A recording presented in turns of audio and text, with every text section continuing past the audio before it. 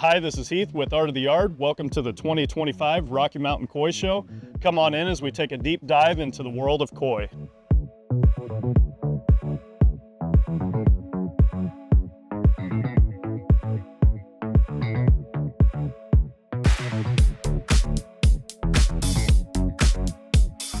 So the Rocky Mountain Koi Show is a 3-day event. Friday, everybody brings their fish in from all over the state, sometimes the country. They're also benched, sized, and put into different categories.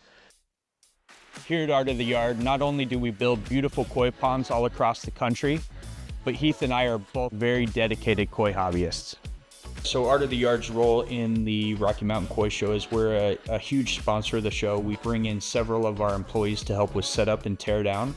We try to stay very active in the koi community, and this is a good way to kind of get our business out there and know that we're, the go-to for all things koi and koi ponds.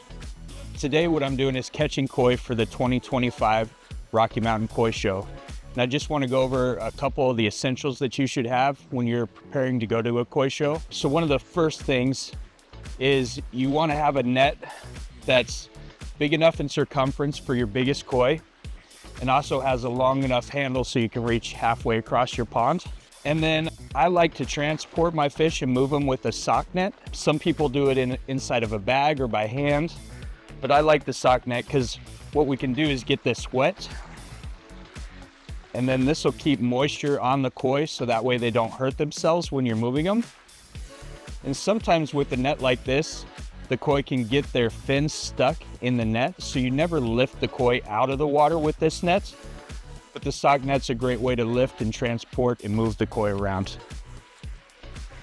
And then I always like to have a viewing bowl, so that way I can put the koi in here, check them before I take them to the show, make sure they're healthy and good to go. And then another essential piece is some polarized sunglasses. And this will help you see the koi down in the pond so it's easier to catch them. This is the koi transport tank that I like to use. This is great. The top of it actually zips closed, so that way I could make sure none of the koi jump out on the way to the show. And what I do is I actually will plug this aerator right into my truck console and then drop this aerator right into the top, so that way the koi are good for the transportation.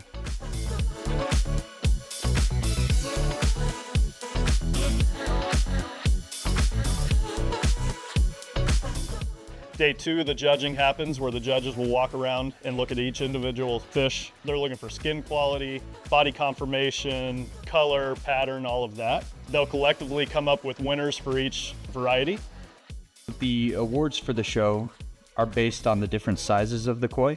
What sets apart a koi being a show koi instead of just a regular pond koi is the breeding behind the koi. So a lot of these koi are going to come from very specific Japanese breeders, and they're the best of the best. So they're the koi that they've bred to look the best, to have the best bodies, to grow the best, have the great shapes, and then have that luster to the skin and that great quality to the koi. When you're raising a koi for show, you want to make sure that they're getting the full range of nutrients to help with their color, to help with their size, to help with their body shape. You also want to make sure your pond is deep enough. When a pond's not deep enough for a koi, they just swim horizontally and they don't get the chance to swim vertically. And that gives them a different shape to their body. They're usually a lot thinner, a lot skinnier, so they don't get to that mass that you need for a show quality koi. Tonight, we've got the banquet dinner. They will announce all the winners for each category. Some of the other awards that we had at the show, we had Novice Champion, Novice Baby. We had the People's Choice Award, and this is a great award because everybody that comes to the show, they get to vote on their favorite fish in the show. And so that's always a fun one for the community to be a part of. Then there's the President's Award, the Tatagoi Award, the Lefty Award, and then we also do the Longfin Champion and Longfin Reserve Champion for the butterfly koi in the show, and then Best in Variety. Day 3, all of the fish will be displayed with the awards that they won, and then at the end of the day, everybody will package up their fish and get them reacclimated at home. And this year, the quality of koi that were at the show were extremely high. and I thought it was a great turnout for people as well. We did some great Facebook advertising and things like that that really brought a lot of the community down to check out the koi show, and it was a very good turnout for it.